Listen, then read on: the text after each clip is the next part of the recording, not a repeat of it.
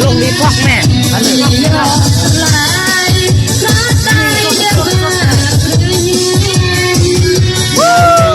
คุณต้องลงเลย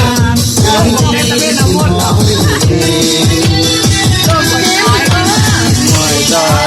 มวยใจ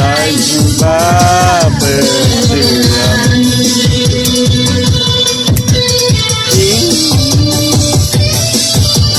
ถ้าเป็นที่เต้นเซฟมันเอาผู้เลือกเวลาเต้นเซฟก็ได้คือไม่สากลแล้วก็เต้นเซฟมันได้อ้าวมึงก็เอาเสื้อกองหน้าก็ได้ยูไปเลยตัวกองหน้าเล่นกองหน้าลงนี้ชอบไหมอ่ะชอบแม่บอกก็ได้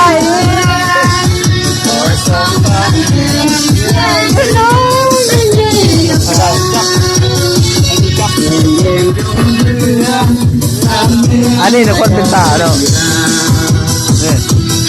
ตาพันกับตะโพนอันนี้แล้วก็มันอันนี้ก็มันอันนี้เป็นประเด็งอันนี้เป็นสมุนกล้วยเจ๊มันที่ตาวัดอารมณ์เลยเอาแน่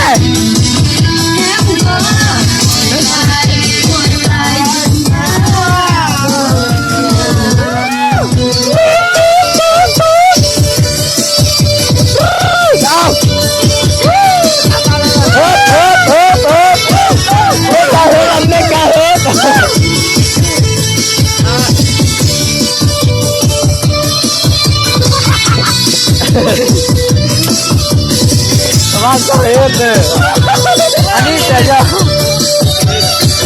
เมื่อเปลี่ยนเจ้าตัวตลอดอ่ะเชื่อแห้งหลายตลอดอ่ะ